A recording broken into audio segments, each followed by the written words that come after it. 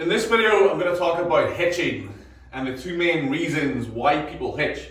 But before I can talk about hitching and why it happens or why people use it as a strategy to lift the barbell, we need to have a common understanding of what a deadlift is.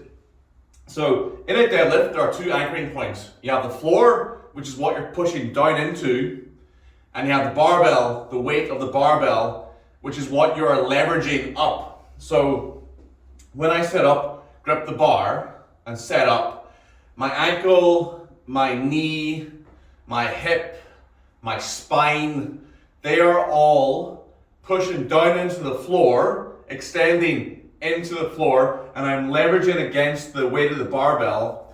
And as I push into the floor, the barbell leaves the floor, and I keep extending those joints and keep pushing into the floor. The net result ground reaction force is what causes the barbell to rise.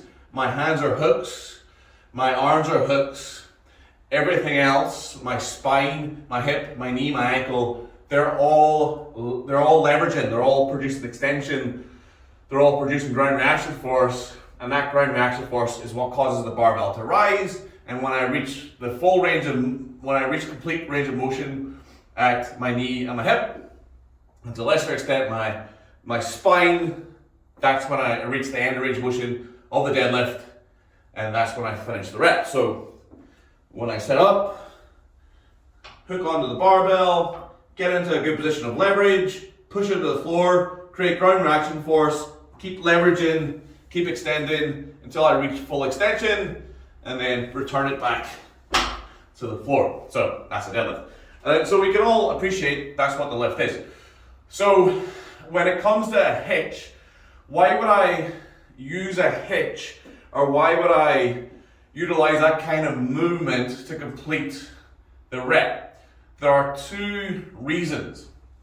The first reason is I have too much flexion in my spine and I can't really extend with my hip as well as I would like to. So if you try this yourself, do an imaginary RDL or an imaginary good morning with no weight. Extend your hip and feel what that's like.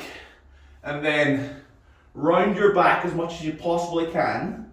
And then try to complete the same movement. You'll notice when you get to here it's fine. But when I try and finish that last bit of extension, even with no weight, it is noticeably more difficult to achieve that last bit of extension. Now, if I put a limit weight on there, it's not really physically possible to achieve that extension. And not only do I need to achieve that extension, I also have to use my spinal erectors to extend my back into a position where I can finish the lift. That's not really feasible, not really physically possible with a limit load or even a heavy load in your hands. So what people will do, this will actually increase your speed, increase your power off the floor because it reduces the leverage. But as soon as I get to here, past the knee, my hips become the prime mover. And once I'm in that flex position, I can't really finish anymore.